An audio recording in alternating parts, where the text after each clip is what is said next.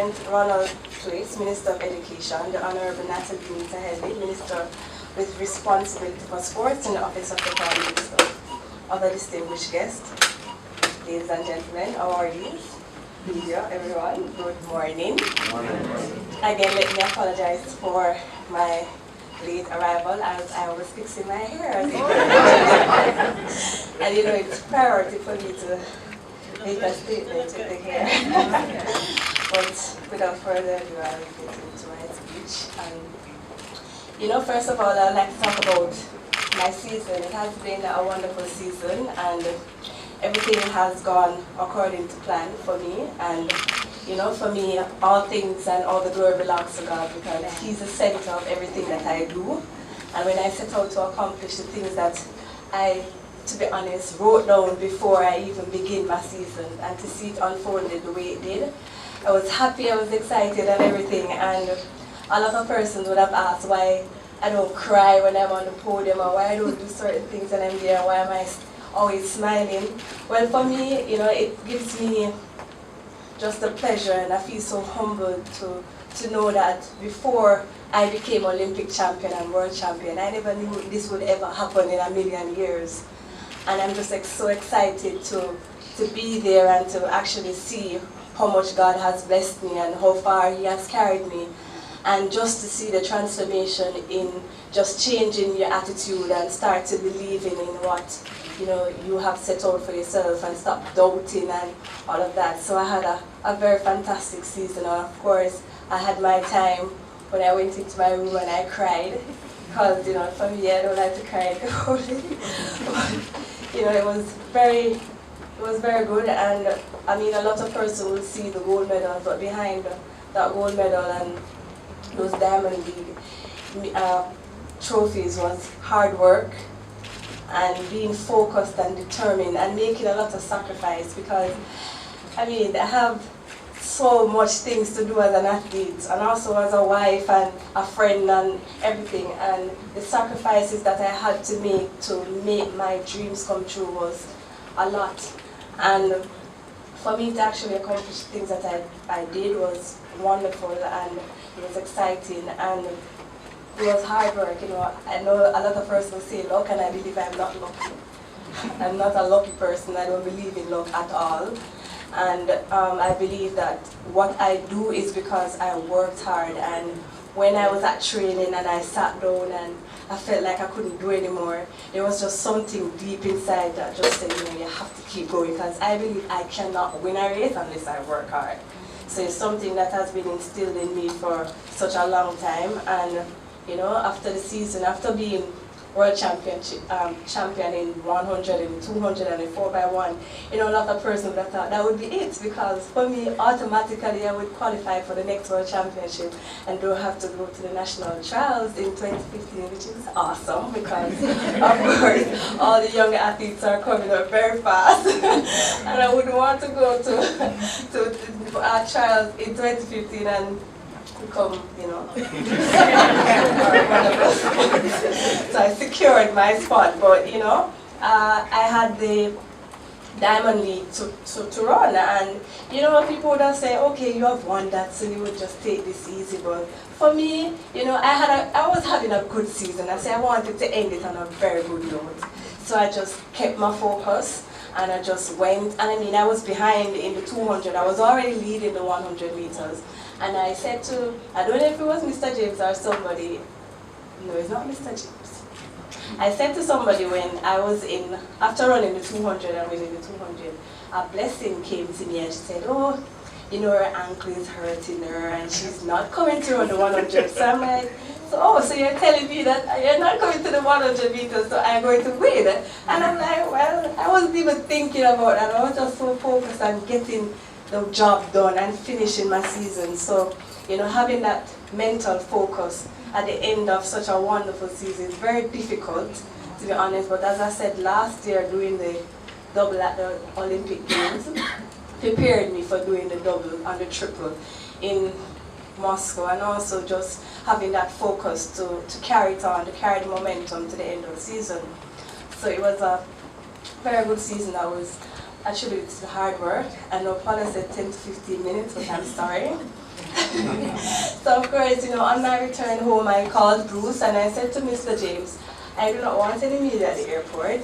I deliberately came on the last flight from Miami because I wanted to just come home, I wanted to relax, and I wanted to just, thank you. And I just wanted to bask in the ambience of just coming home and relaxing and focusing on my foundation, of course, because I was so excited to be here and to see, of course, our 7 awardees. And, I just wanted to have everything in just one. And that's what I wanted. And as Minister Dita had said, my wish was honored, and I'm grateful for that. So while I was away, I was still involved in making sure that everything was up to date, and of course I have a strong team behind me, and of course I'm thankful for that, because for me, having the persons just sitting on the board and just saying that they're on the Pocket Rocket Foundation is one thing, but having the persons working and making sure that everything is up to date is the next, and for that I am grateful. And I should probably tell them thank you so much for your hard work and just staying committed to what we set out to do. And I think that's very important as a foundation, to not derail from what we're focusing on and what we attempt to do, because it is important for us. And of course, I was involved in everything. When the selection process was going on, I was back and forth on my phone, checking stuff and making sure that everything is how I want it to be, and the dream that I had, making sure that this is exactly how it is going. So of course, I was definitely involved in making sure that everything was in good shape, thanks to Mr. James and the team. And for that, it shows the amount of importance and time I had, planned out for this, because this is important to me. I mean, yes, I love to do track, but this is a legacy that I want to continue after I've gone, to make sure that children here in Jamaica, especially student athletes, get the dream and the vision and get the support that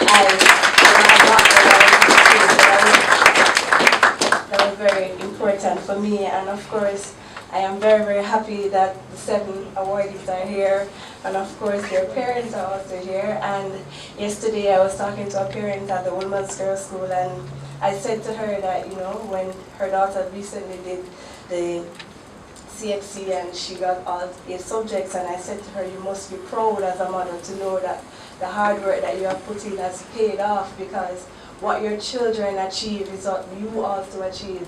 And if you're a supportive parent, somebody who's behind your child, no matter what, no matter how difficult, times get, we have to make sacrifices.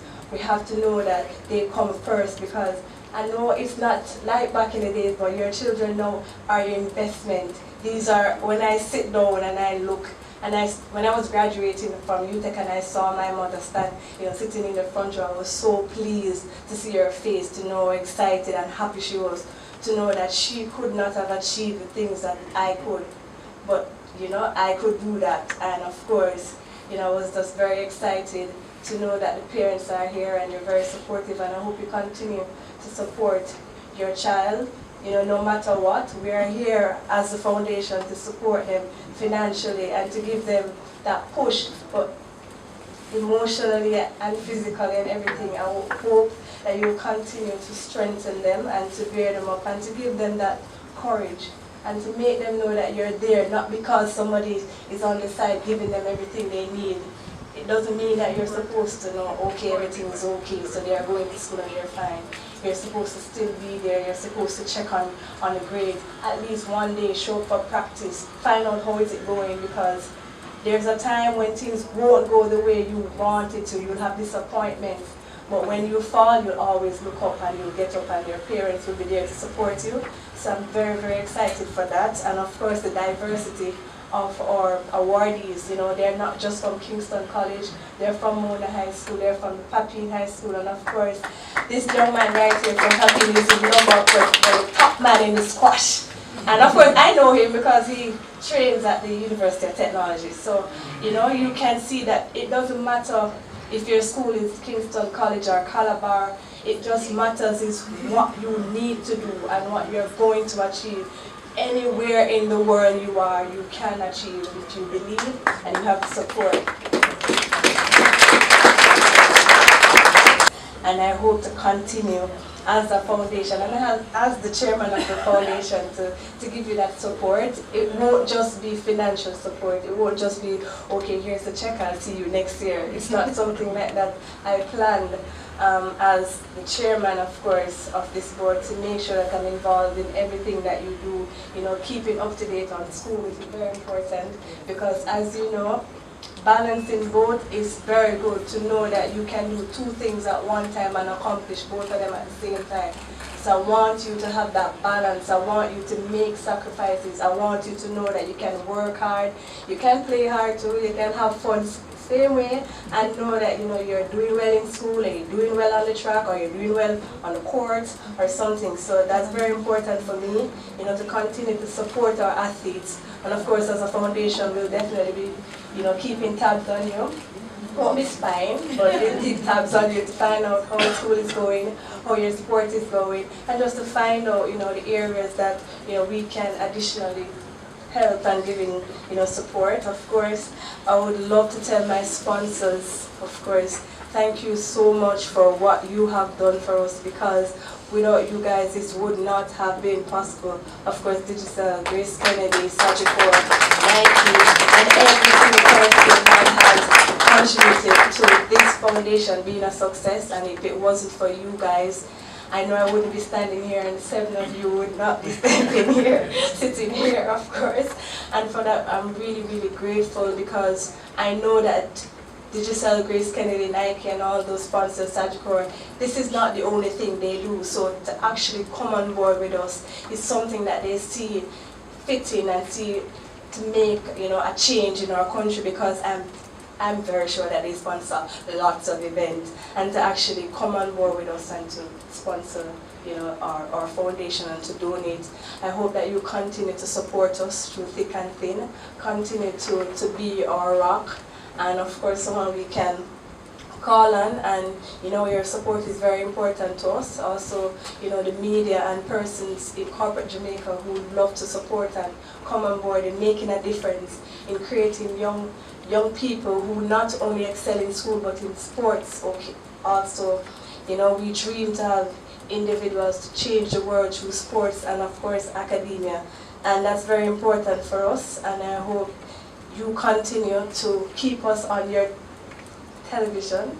Yes, keep talking about us, because getting the word out is very important for us, and getting persons to also sponsor us, and not just, you know, waiting until everything has unfolded and all the success and everything, but come on board now and be a part of the Shelly-Ann Fraser Pryce Foundation and watch us, you know, with the help of God, transform these individuals into people that will change the world. Thank you very much.